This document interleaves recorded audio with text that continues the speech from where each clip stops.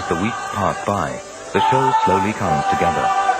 Matthew and the creative team look at Laura's big scene without the aerial acrobatics, just as a backup. But Laura is determined and invites Chris to have a look. Film me being cuddled by Laura. For 7 years. Yeah. I was 17 when I was 17. with Chris doing a show. I wasn't with Chris. I was doing a show with Chris. I auditioned you for a show. Would you hold that, Chris? Am I really holding you up?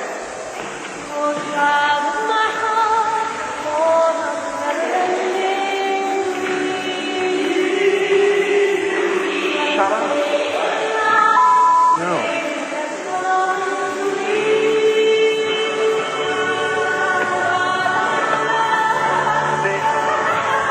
So much better than that, though. Do it again. That was terrible. Got nerves. I got nerves. You got nerves. I mean, it's you're the judge about however easy it is to sing technically. But the important one is da da da da. And if you're in a position where you can't be like eight French horns, and usually like 20 times better than that. Good. Yeah, stress things. Bless. Good. Well, that's better. Yeah, thanks for getting me. No worries. How you pick? Aloe vera? Yeah, aloe vera. I need lots of No. Surgical steering. Get a cactus in there. But there's a further complication. Laura has another commitment which might interfere with the show. I'm doing a film, and it's run over. So is this the film that they were talking about with Johnny Depp? Maybe. Yeah. I'm not allowed to talk about it. I'm being called in a lot later, 16th of April to May the 3rd, and we preview on May the 9th. Yeah.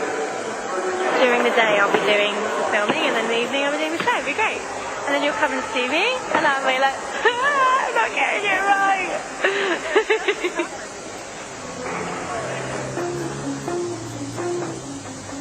Back in the East End, kite makers Carl and Helen are working feverishly on the changes Rob Howell has requested. We haven't actually counted up how many of these panels go into each leaf, but we reckon it's about maybe 300 to 400. So just this beginning process takes days before we start sewing everything up. To give you an idea, this is about 1 metre in size. We can't have too many people working on it at the same time because everybody gets in the way. So we can have about 3 people maximum working on one leaf at a time. Most of the stitching has to be unpicked on each one. It's really a lot, huh? It's a lot, yeah. It's a lot of hours, it's a lot of work. After weeks of grueling work, the company has reached a crucial milestone, the move from the rehearsal studios into the theatre. The cast now faces a new set of challenges. Chief among them is learning to perform their scenes and battle sequences on a massive, moving, state-of-the-art automated stage. It was to do with the wanting to change the world whilst the characters go on this journey without having to always fly in and wheel in big, heavy scenery. And so we go by the floor moving under them. For example, the journey goes from a flat, motionless floor in the Shire, where everything's normal and familiar, and it slowly starts to move under them, bit by bit, gradually at first, in the early parts of the production. Fairly small, insignificant lift movements, and they become more and more extreme. This is as extreme as it gets. There must be over 30 people on there, doing a mixture of choreography, acrobatics, and stage combat. It's the most complicated moving sequence in the show, certainly, probably, I would have thought anyone's ever tried to do. Well, they can say, they should say that's okay. Peter Darling, the choreographer, and his assistant, Ellen Kane, are working on the most difficult sequence in the whole show, the Battle of Helm's Deep, in which the forces of good fight the evil orcs on a moving stage. let me just ask you this question then. Yeah. Where you come from, and you jump onto a lift behind Luke. Yes. What count do you jump up? So 3, 4. Can we make sure that you both do a plant form? Plant, like that. On the 3. On the 3. And it's not like an unusual show. Everyone's got their own different thing going on. Everyone's moving in different ways. So. Yeah, everyone's got their own different patterns, their different tracks, so we've got to be aware of everyone else, like people doing somersaults in the air and stuff like that. Focusing what you can see with the mask.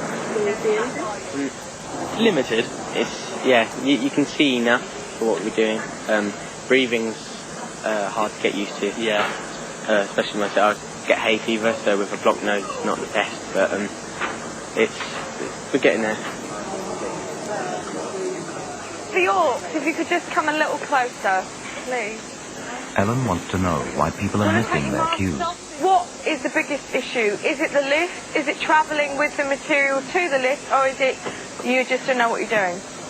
The problem seems to be the lift. The lift's actually going on the 11th then, at the moment. That's what I'm talking about. Okay. The bodies and the lifts need to be in perfect sync. Otherwise an accident could happen. The whole sequence is highly automated, and once cued by the stage manager, the computer takes control of the lights and the lift.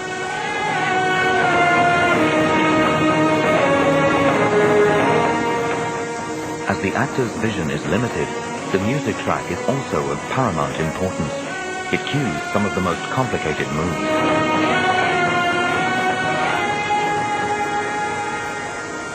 Shall we go, do you think it may be an idea to just pop it off in groups, go to a flat floor, so that musically you know what you're doing? The steps, if I'm honest, the steps are not there. Just the wear and tear on the guys is enormous, just because we're doing it again and again and again, so it's very hard on them. It's much harder than any dance that you would do. And so trying to make that element, also give the same effect as a dance can do by the sort of kick that you can get from a number or a piece of dance. That's what's difficult. Just the fading. Yeah. You think that's good? Good fade to black on it, yeah.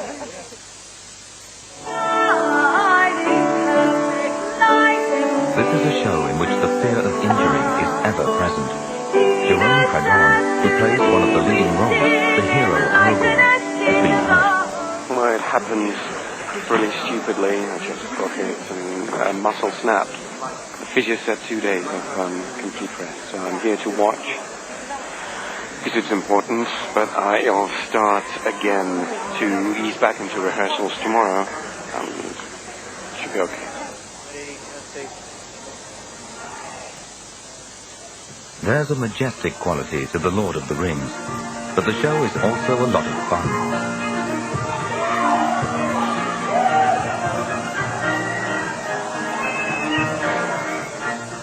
And magic is never far away. Frodo vanishes in the middle of a dance sequence. Frodo! Where are you, Mr. Frodo? Mr. Frodo! He's vanished! He won't reveal the secret. I'm not going to give that away. Better to leave it to the suspension of disbelief from the audience that I have actually vanished. It's the power of the ring.